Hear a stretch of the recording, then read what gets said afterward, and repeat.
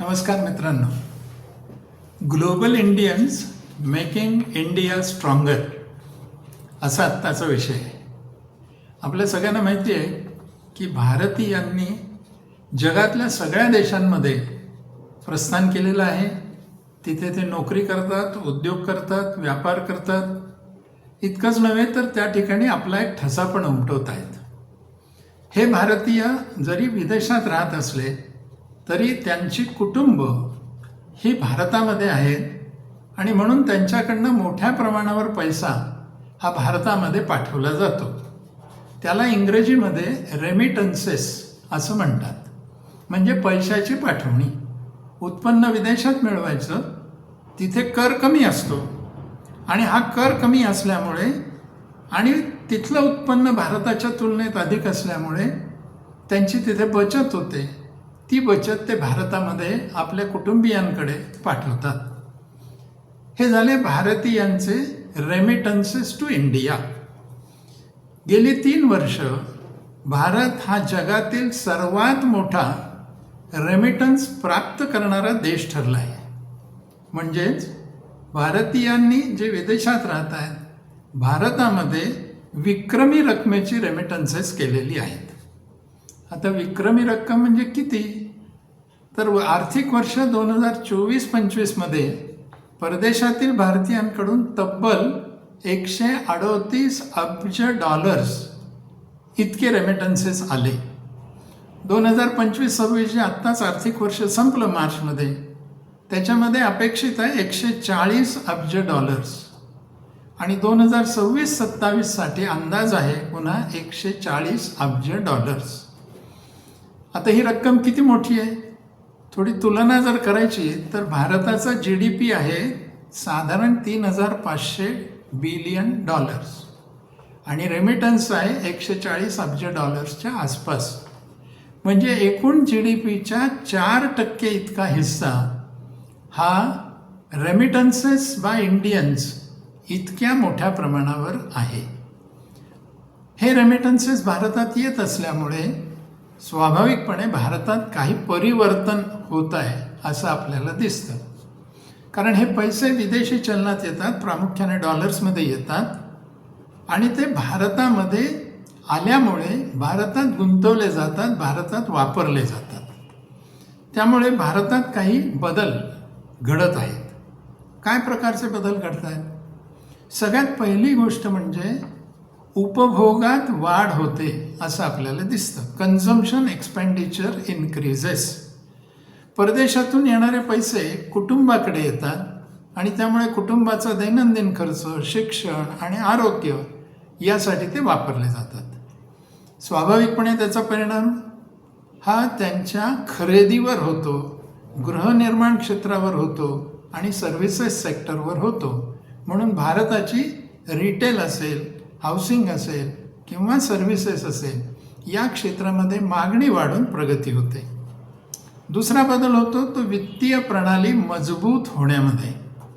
कारण हे पैसे बँकांच्या माध्यमातून येतात किंवा डिजिटल माध्यमातून येतात. त्यामुळे फायनान्शियल इन्क्ल्युजन मोठ्या प्रमाणावर होते. हा दुसरा बदल भारतात होतो. तिसरा एक बदल फायदा तो म्हणजे चालू खात्याची भारताची तूट कमी होते. चालू खात्यावर तूट म्हणजे काय? तर चालू खात्यावर भारतात येणारे पैसे आणि चालू खात्यावर भारतातनं जाणारे पैसे यातला जो फरक आहे त्याला तूट किंवा आधिक्य, सरप्लस किंवा डेफिसिट असं म्हटलं जातं.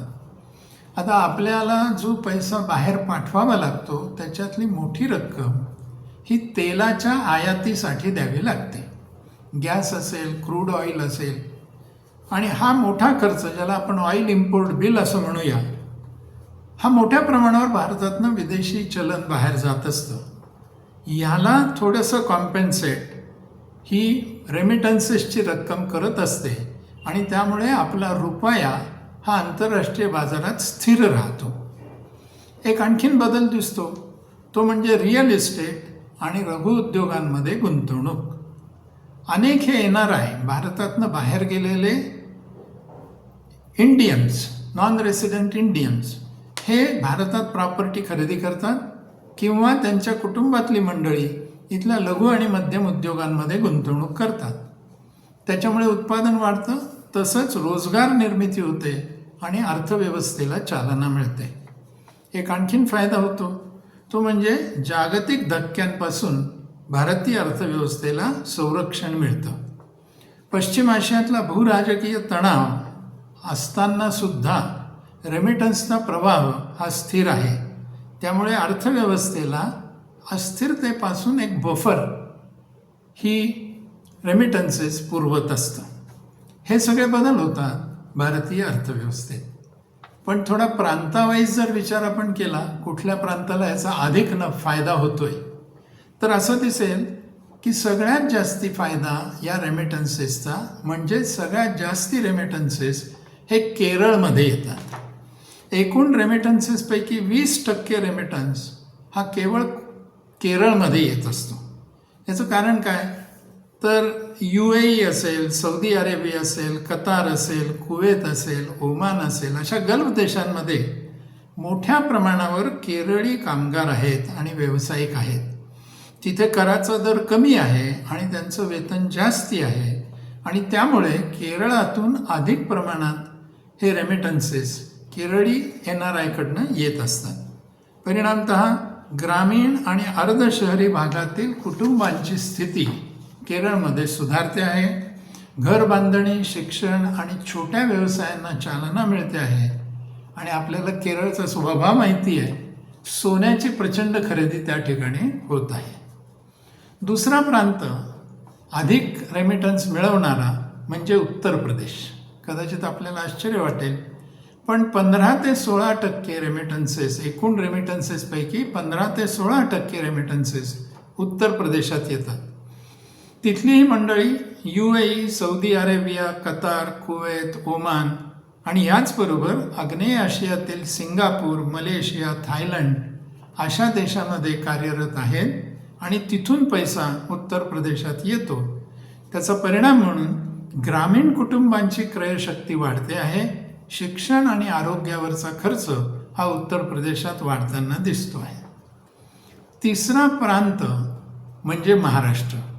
खरं म्हणजे आपल्याला आश्चर्य वाटेल की महाराष्ट्र तिसऱ्या प्रांतावर कसा. एकूण येणाऱ्या रेमिटन्सेसपैकी 12 ते 13% रेमिटन्सेस हे महाराष्ट्रात येतात. महाराष्ट्रातले कुशल व्यावसायिक, बघा प्रत्येक प्रांताची कोण NRI मंडळी बाहेर आहेत, तर महाराष्ट्रातले कुशल व्यावसायिक आहेत. आणि ते कुठे आहेत, तर मोठ्या प्रमाणावर अमेरिका, कॅनडा, UK अशा देशांमध्ये आहेत.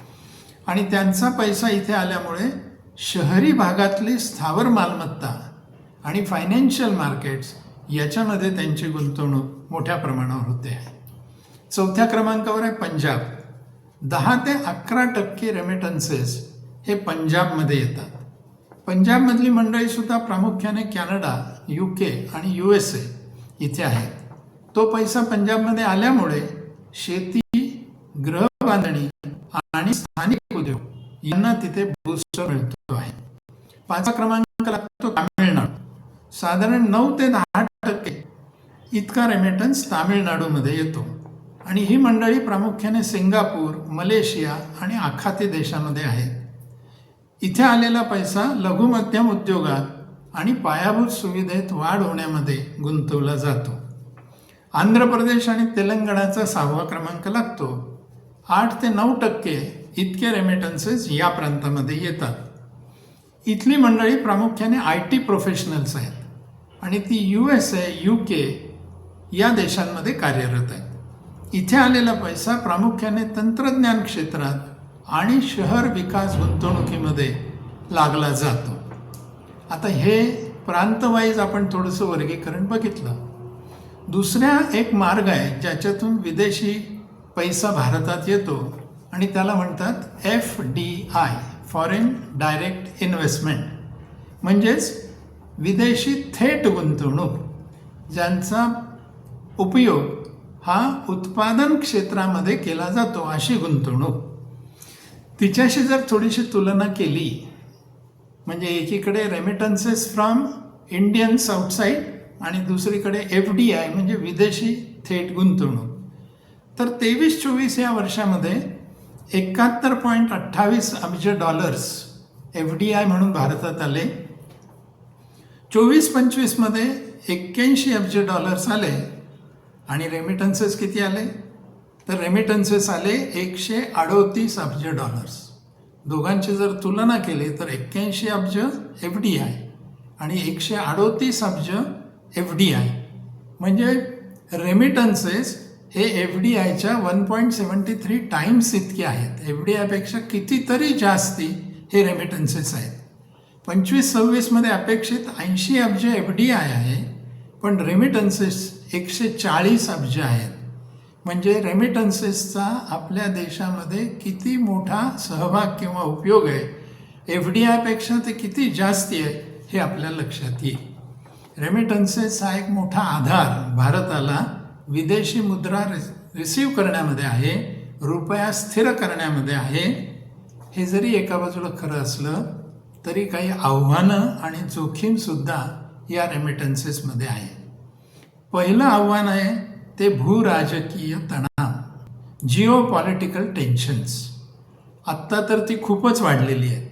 मिडल ईस्टमधला संघर्ष किंवा तणाव, जिथे फार मोठ्या प्रमाणावर भारतीय कामगार कार्यरत आहेत, तिथे जर काही हा तणाव कंटिन्यू राहिला तर आपण बघतो आहोत इराण आणि अमेरिका इस्रायल यांचे युद्ध, आणि त्यामुळे काही अफेक्ट झालेले गल्फमधला देश, हे जर तणाव कायम राहिला तर तिथल्या आपल्या भारतीयांच्या नोकऱ्या उद्योग संकटात येतील आणि त्यामुळे हा रेमिटन्स कमी होऊ शकतो. दुसरा, गल्फ अर्थव्यवस्थांवर आपलं जे अवलंबित्व आहे, तिथे जर मंदी आली तर स्वाभाविकपणे रोजगाराच्या संधी कमी होतील आणि भारतात येणाऱ्या रेमिटन्सेसमध्ये घट होऊ शकते. तिसरी एक जोखीम आहे ती म्हणजे करन्सी फ्लक्च्युएशन्स, विनिमय दरातली अस्थिरता. ही रेमिटन्सच्या प्रत्यक्ष मूल्यावर परिणाम करू शकते. म्हणजेच जर का विनिमयाचा दर कमी जास्ती झाला तर भारतात येणाऱ्या पैशाची इथली रक्कम ही कमी जास्ती होऊ शकते. थोडक्यात काय, रेमिटन्स हा भारतासाठी एक मोठा स्रोत किंवा सोर्स विदेशी चलनाचा आहे. तो FDI पेक्षा कितीतरी जास्ती आहे. त्याचा खूप फायदा होतो आहे. 5-6 प्रांतांना तर चांगलाच फायदा होतो आहे. एकूण भारताचा रुपया स्थिर राहण्यासाठी, करंट अकाउंट कमी करण्यासाठी, तसंच भारताची अर्थव्यवस्था टिकवण्यासाठी उपयोगी होत आहे. आज थांबूया.